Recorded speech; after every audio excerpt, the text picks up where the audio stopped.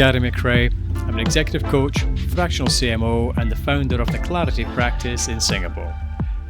I help leaders see their path and lead with purpose. Today, I want to talk about something Sam Altman, the CEO of OpenAI, said recently, and I'm paraphrasing.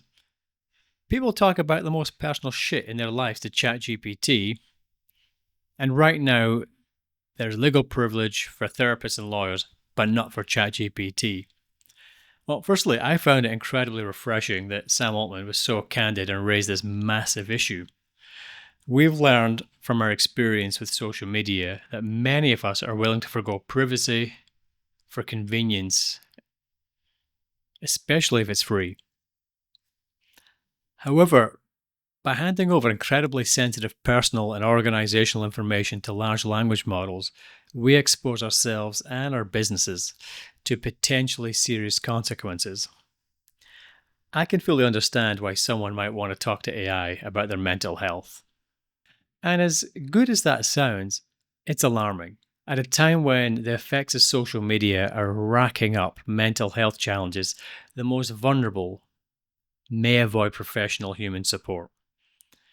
And in the business context, if you're an executive, if you're leading teams, if you're making decisions that affect hundreds, potentially thousands of people, that quote should also concern you. Let's face it, leaders across Singapore, Asia, across the globe are turning to AI, not just for spreadsheet analysis or email templates, right?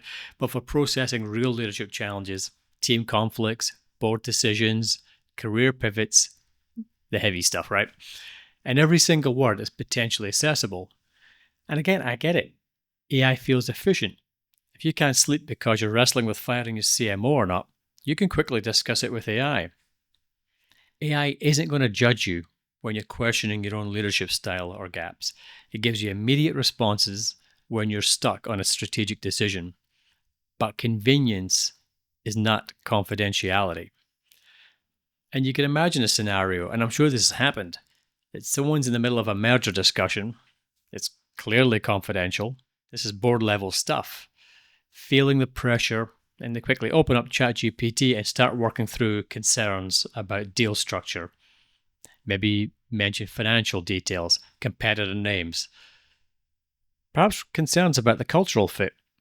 That conversation, it can be stored, it can be subpoenaed, it can be accessed during a security breach, it can be used to train future AI models.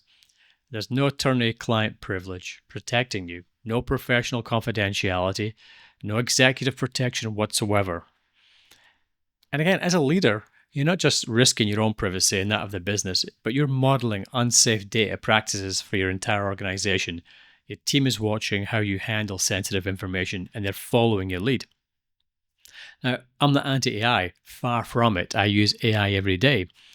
But I'm also a certified AI ethics and governance professional, and I work at the intersection of technology and human development every single day. But I believe technology should serve our growth and not compromise our trust. Removing human-to-human contact when we need it most and replacing it with AI is fraught with danger. The gap between human and AI will become cloudier as AI becomes human-like, but human-like is not human. Next generation AI won't just read your words, it's going to analyze your vocal stress patterns during calls, track your facial expressions, monitor biometric data from your smartwatch, assess your emotional state in real time. This multimodal AI with biometric sensing is not science fiction, and it's happening now. It will feel more human, but it's not human, and it's definitely not confidential. So let me ask you this. Before your next AI conversation about leadership challenges, would you be comfortable if your boards saw that conversation? Does your organization have policies about AI use for sensitive discussions? Are you modeling the data practices you want your team to follow? What would happen if that information became public? Executive coaching, therapy, counseling, it isn't just about convenience. It's about creating a genuinely safe space for thinking and exploring. And in my field of work, leadership vulnerability should be without career risk and allow for the confidential processing of complex decisions. real confidentiality, real protection, real human support. Your leadership challenges, they deserve more than algorithmic responses. They deserve human care, professional protection, and genuine confidentiality. And this is far from being about anti-technology. It's about being pro-human. It's about being smart with your most sensitive information. This is about protecting what matters most. So if you want to explore confidential executive coaching that respects both your privacy and your leadership responsibilities, feel free to pop over to theclaritypractice.edu and book a consultation. But if you're struggling with something right now and you need immediate emotional support, please reach out to your local crisis centre or visit findahelpline.com. Thanks for listening.